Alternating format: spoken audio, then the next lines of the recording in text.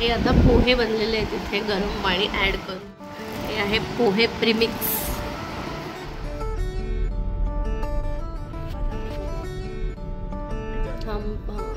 बदामी caves तिथे hello नमस्कार, मी नुपूर आणि वेलकम यू टू आपला यूट्यूब चॅनल फूड सर्फर्स नुपूर सुमुख. तर आज आहे डे 2 आणि आपल्या सोलापूर व्लॉगला आपण सुरुवात करूया. नमस्कार, वेलकम बॅक. तर तुळजापूर अगदी सकाळी सकाळी आम्ही सोडलेलं आहे आणि आता निघालो सोलापूरकडे आणि त्यानंतर काही तासातच पुढे पुण्याची जर्नी सुरू करणार आहोत. अगदी 1 दिवसाची सुट्टी काढून आम्ही आलो होतो तुळजापूरला, पण इतक्या लांब आल्यानंतर सोलापूरला धावती भेट का होईना द्यायची आम्ही ठरवलं होतं. थोडंफार नाश्ता करायचा होता आणि पुरी भाजी विशेष करून सोलापूरमध्ये आल्यावर आम्ही कधीच मिस करत नाही. तर आता तिथेच निघालो आहोत सोलापूरच्या मंगळवार पेठेमध्ये आणि आता आम्ही नाश्त्यासाठी निघालो आहोत इकडच्या महादेव रेस्टॉरंट इकडे. त्यानंतर आपण सोलापुरातल्या मंगळवार पेठेतच सगळ्या चादरी आणि बेडशीट्स याचं दुकान आहे, जाऊया ब्रेकफास्ट करायला. So let's go. What are you excited for food और शॉपिंग? बोथ. शॉपिंग मध्ये स्पेशली बेडशीट्स आणि चादरी. ओके. आणि आता मेन खाणार काय असतो? सोलापूर म्हटलं पुरी भाजी आणि साऊथ स्टाईल फूड सगळं. साऊथ स्टाईल, हो बरोबर. स्पेशली इडली. येस, इथे सगळीकडे इडली गृह आहेत. इडली आणि पुरी भाजी. हां, पण कालही आम्ही नाश्त्याला साऊथ इंडियन खाल्लं होतं, त्यामुळे आज आम्हाला पुरी भाजी खायची आहे. त्यामुळे काही इडली गृह आम्ही स्किप करून आता पुरी भाजी जिथे मिळते आणि इडल्या सुद्धा मिळतात अशा ठिकाणी जात आहोत. आणि शॉपिंगसाठी मी मस्त मोठी बॅग घेतली, थांबा तुम्हाला दाखवते. ही आहे माझी मस्त मोठी बॅग, आणि नाश्त्यानंतर आम्ही शॉपिंग करणार आहोत. त्याच्यासाठी आहे माझी मस्त मोठी बॅग, ज्याच्यात मी आता शॉपिंग केल्यावर सगळ्या चादरी वगैरे भरून घेणार आहे. आणि त्याआधी आपण करूया नाश्ता. तर आता जाऊया आपण नाश्त्यासाठी. चला. वाटेत भरपूर ठिकाणी स्टॉल्स आहेत, बरंच काय काय आहे. वाटेत बरीच अशी शॉप्स आहेत खाण्यासाठी, कारण हे प्रॉपर मार्केटच आहे. जसं आपलं रविवार पेठ आहे ना पुण्यातली, तसंच आहे हे.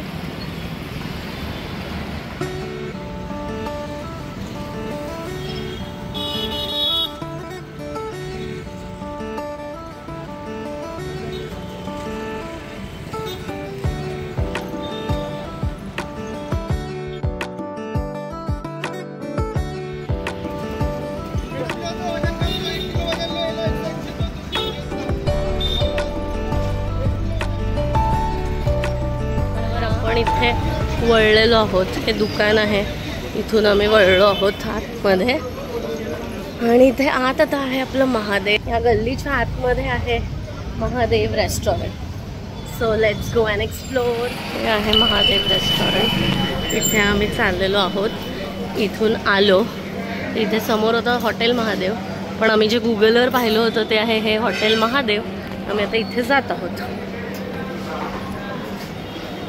पण आता इथे बरीच गर्दी आणि वेटिंग आहेत, आम्ही थांबलो आहे. वेळेअभावी फार जास्त ठिकाणं आम्हाला दाखवणं शक्य नव्हतं, पण एकाच ठिकाणी जिथे बरंच काही खाता येईल असं म्हणून आम्ही महादेव हॉटेल सिलेक्ट केलं. आणि विशेष म्हणजे इथे सोलापुरातली फेमस पाव चटणी मिळते आणि ती फक्त सोलापुरात मिळते, ती इकडे आम्ही खाणार आहोत. तर इकडे आमचा इडली वडा आलेला आहे. तर आता हे इडली वडा खाऊन मी तुम्हाला सांगते याची चव कशी आहे. पण त्या अगोदर मला एक गोष्ट तुमच्यासोबत शेअर करायची आहे. कुठे गेल्यावर मला असं वाटतं फक्त सांबार खाऊन आपण तिकडचं साऊथ इंडियन जज करू नये.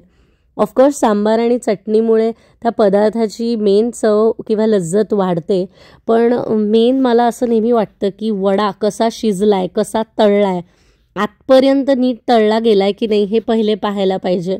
आणि इडलीचं म्हणाल तर मला रवा इडली प्रचंड आवडते, कारण ती सांबार व्यवस्थित सोक करते.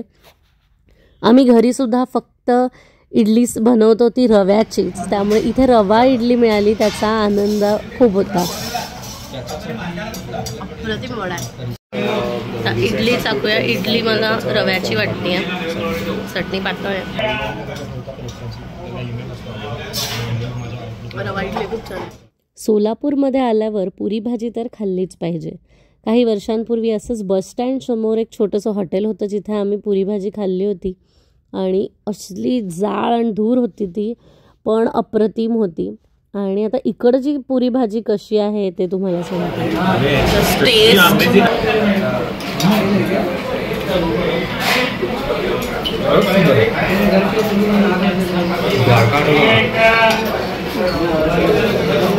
आपल्या मुंबईचे उडपी हॉटेल आठवलं मला.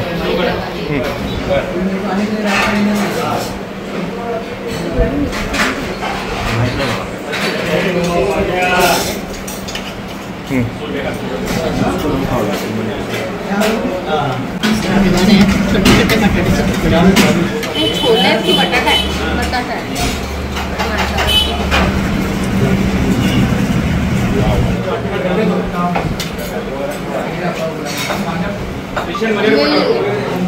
अप्रतिम, मटकी मटकीची चव अप्रतिम. मिक्स करून मिक्सच खायला पाहिजे. छान आहे एकदम, मस्त टेस्ट. तर आपण कुठेही पुरी भाजी खायला गेलो तर युजली तिथे सुकी बटाट्याची भाजी किंवा मटार बटाटा, फ्लॉवर बटाटा अशी रसभाजी सोबत पुरीच्या दिली जाते. सोलापुरात तर आपल्याला रसभाजीच मिळते आणि इकडच्या रसभाजीत खास काय म्हणाल तर त्यांनी त्यासोबतच कांदा, हळद आणि हिंग ह्यावर परतलेली मटकी जिला वाफवलेलं आणि ती सोबत दिली होती. तर हे कॉम्बिनेशन इतकं युनिक होतं की रसभाजीसोबत एक उसळ साईडला देणं जी अजिबात जास्त स्पाइस्ड किंवा सीझन्ड नव्हती. हे कॉम्बिनेशन अप्रतिम लागत होतं आणि मी नेक्स्ट टाईम घरी हे नक्की बनवणार आहे.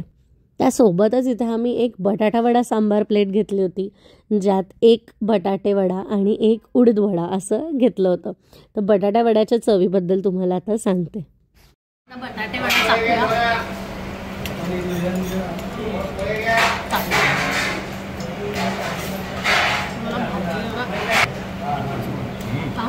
पण उडीद वडा मला जास्त आवडतो. आणि त्यानंतर इकडची स्पेशालिटी डिश पाव चटणी, ज्याच्याबद्दल पेपरात सुद्धा छापून आले.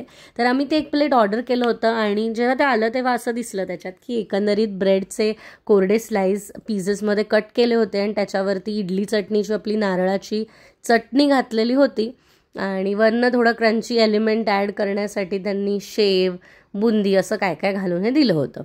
तर हे आम्ही चाखलं, तर बघूया कसं लागलं. Let's reveal the taste. आपली वड्याबरोबर दिलेली चटणी ती आहे, त्यानंतर ब्रेड आहे आणि ब्रेडवर चटणी करून त्याच्यावर बुंदी आणि शेव घातलेली.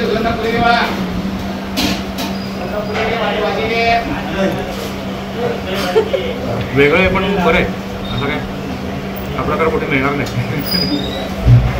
चांगला वाटतं खायला.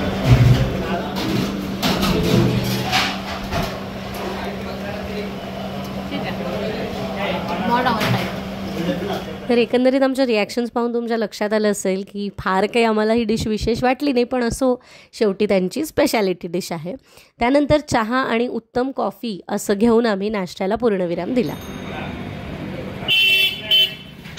नाश्त्याचे फक्त 340 रुपये झाले. आणि आता इथून नाश्ता करून आपण बाहेर पडलो आहे आणि आता हा रस्ता फॉलो करणार आहोत आपण गौतम चौकाकडे जाणारा, जिथे चादर, सोलापुरी चादरी आणि बेडशीटचं मार्केट आहे. आता जाऊया.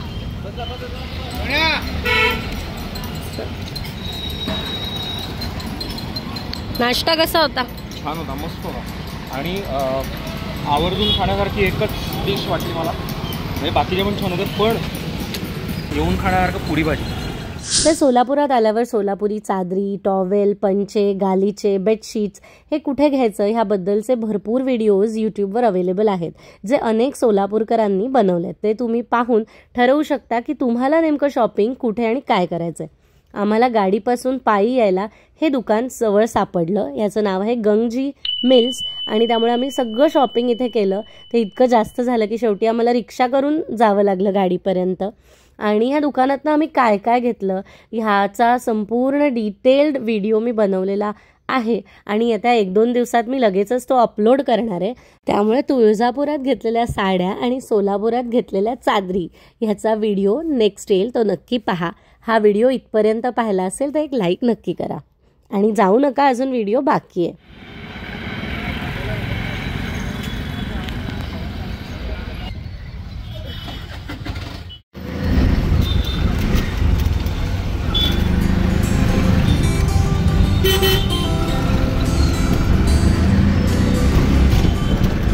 लहानपणी शाळेत असताना आईबाबांबरोबर सोलापूर, अक्कलकोट, तुळजापूर या ट्रिपला आले होते. त्यावेळेला बाबा एका गल्लीत घेऊन आले होते जिथे लाईनीत सगळी चादरींची दुकानं होती. तर मी खरं तर ती गल्ली शोधत होते, पण मला यूट्यूबवर सुद्धा ती काही सापडली नाही.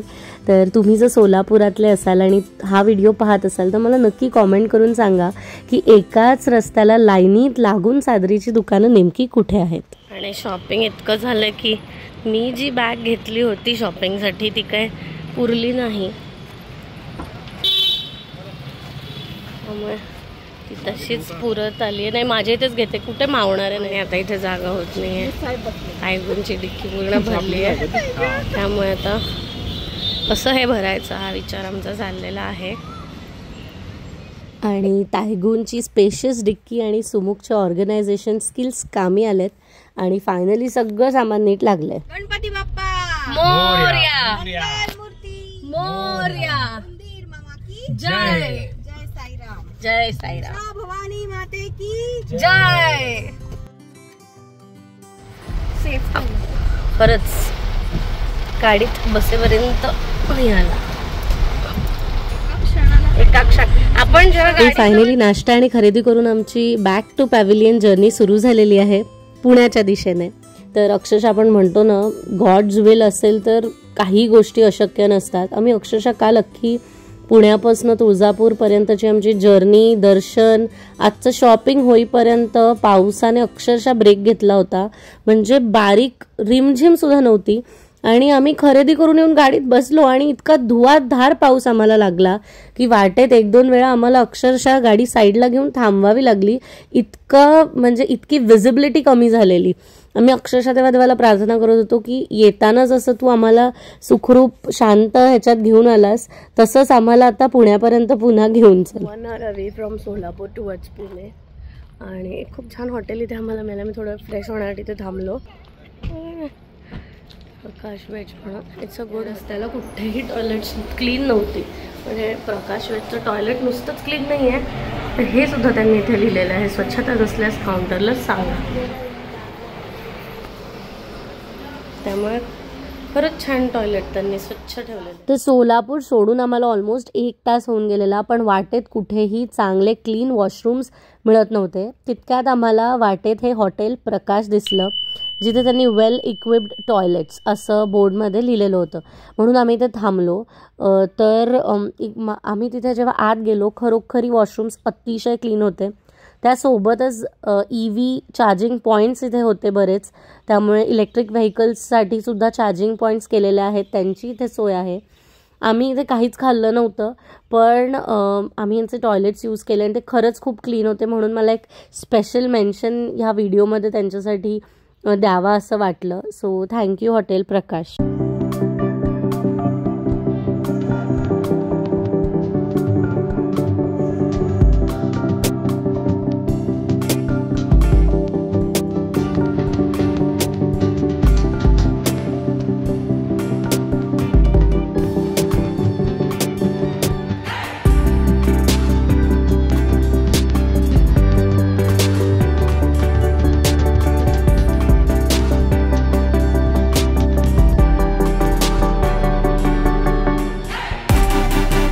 तर हा आपल्या व्हिडिओमधला आणि व्लॉगमधला शेवटचा हॉल्ट होता, जो म्हणजे हॉटेल राधाकृष्ण.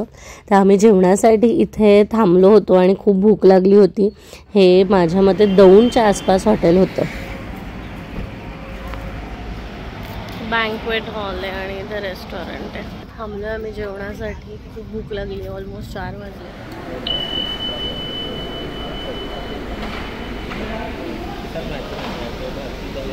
हॅपी. फक्त एकच प्रॉब्लेम आहे, पूर्ण सोलापूर भयंकर माशा.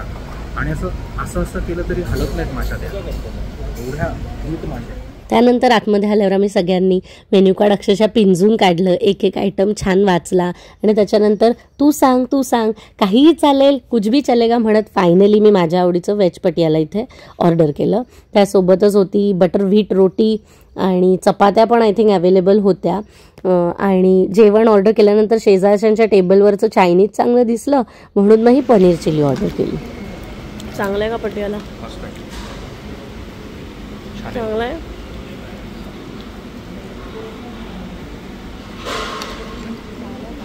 चांगला.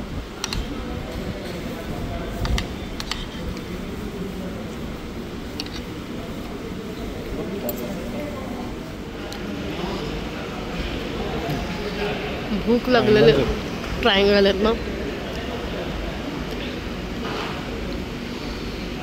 चांगला आहे. त्यानंतर इथे मागवलेला हा लच्छा पराठा जो छान होता, त्यासोबतच व्हेज फ्राईड राईस आणि सगळ्यात शेवटी टू सील द डील इकडे कोल्ड कॉफी आम्ही 1/2 अशी ऑर्डर केली. आणि ह्या ट्रिपमध्ये मला ही गोष्ट पहिल्यांदाच समजली की कॉफी पण 1/2 ऑर्डर करता येते.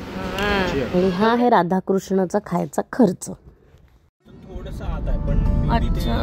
पाणी जास्त भिगवणचं इथे कसं असेल पण भिगवणच होतं मागे म्हणून तर ते सो दॅट्स इट. गप्पा गोष्टी गाणी आयुष्यावर बोलत बोलत इथे फायनली सूर्यास्त झाला आणि आम्ही पुण्यात दाखल झालो आहे. हा व्हिडिओ आवडला असेल तर नक्की लाईक करा, कॉमेंट करा, शेअर करा आणि चॅनलला सबस्क्राईब करायला विसरू नका. लवकरच भेटू आपल्या पुढच्या व्हिडिओत. Thanks for watching this one.